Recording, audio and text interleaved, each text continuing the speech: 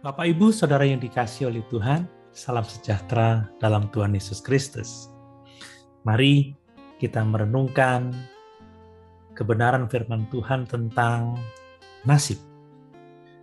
Dan untuk itu saya akan terlebih dahulu membacakan firman Tuhan dalam Yeremia pasal 1 ayat 4-5 dan juga Mazmur pasal 139 ayat yang ke-16.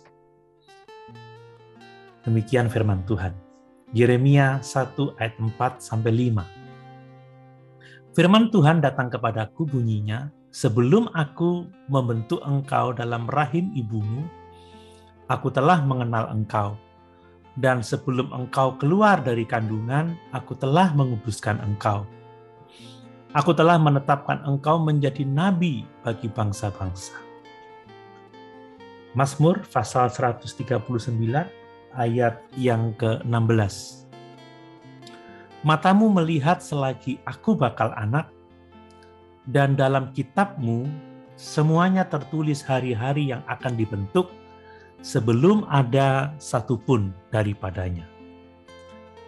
Bapak, Ibu, Saudara yang dikasihi oleh Tuhan, nasib itu dapat kita pahami sebagai ketentuan atau ketetapan Tuhan atas hidup seseorang, dan apa yang telah ditetapkan oleh Tuhan itu di luar kendali manusia. Biasanya respon manusia terhadap nasib adalah pasrah. Karena kita tidak bisa merubah nasib, ya apa gunanya kita melakukan sesuatu untuk merubahnya. Sehingga kebanyakan orang berkata, apa yang akan terjadi, biarlah terjadi. Dan pengertian yang seperti ini adalah fatalisme. Dan Alkitab tidak mengajarkan fatalisme.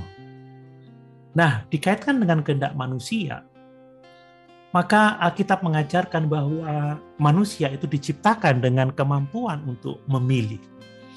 Dan manusia bertanggung jawab atas pilihan yang dibuatnya. Kalau kita ingat kejatuhan Adam dan Hawa, itu bukanlah ditentukan oleh Allah. Mereka jatuh karena pilihan mereka sendiri untuk memberontak kepada firman Allah. Sesungguhnya Adam dan Hawa dapat memilih untuk taat dan menerima berkat, atau memberontak dan mengalami penghukuman. Adam dan Hawa tahu apa yang akan mereka alami dengan memberontak kepada Allah. Jadi setiap pilihan, tindakan yang kita ambil, itu akan menentukan apa yang akan kita alami kemudian. Nah, sekalipun Alkitab juga berbicara mengenai nasib, maka itu pun disebabkan karena sikap hidup dari manusia. Dalam Filipi pasal 3 ayat 18-19 dituliskan, karena seperti yang telah kerap kali kukatakan kepadamu dan yang kunyatakan pula sekarang sambil menangis, banyak orang yang hidup sebagai seteru salib Kristus. Kesudahan mereka ialah kebinasaan, Tuhan mereka ialah perut mereka, kemuliaan mereka ialah aib mereka, pikiran mereka semata-mata tertuju kepada perkara duniawi. Jadi kita bisa memahami bahwa pilihan manusia untuk menjadi seteru bagi salib Kristus akan mendatangkan kebinasaan bagi mereka. Contoh lain di dalam Mazmur pasal 49 ayat yang ke-14. Demikian firman Tuhan. Inilah jalannya orang-orang yang percaya kepada dirinya sendiri. Ajal orang-orang yang gemar akan perkataannya sendiri. Jadi, ajal seseorang ditentukan oleh jalan hidup dari orang itu.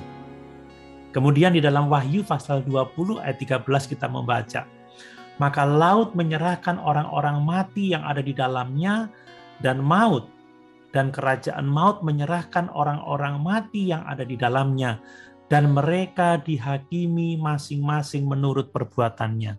Perhatikan bahwa nasib dalam hal ini ditentukan oleh perbuatan dari manusia itu. karena orang akan dihakimi menurut perbuatannya. Bapak Ibu Saudara yang dikasihi oleh Tuhan, kita ini berdosa karena kita memilih berdosa. Kita tidak boleh menyalahkan nasib atau Tuhan. Yang aneh adalah bahwa manusia tersesat karena kebodohannya sendiri, tetapi marah terhadap Tuhan. Demikian juga dengan iman atau percaya, itu adalah pilihan hidup manusia.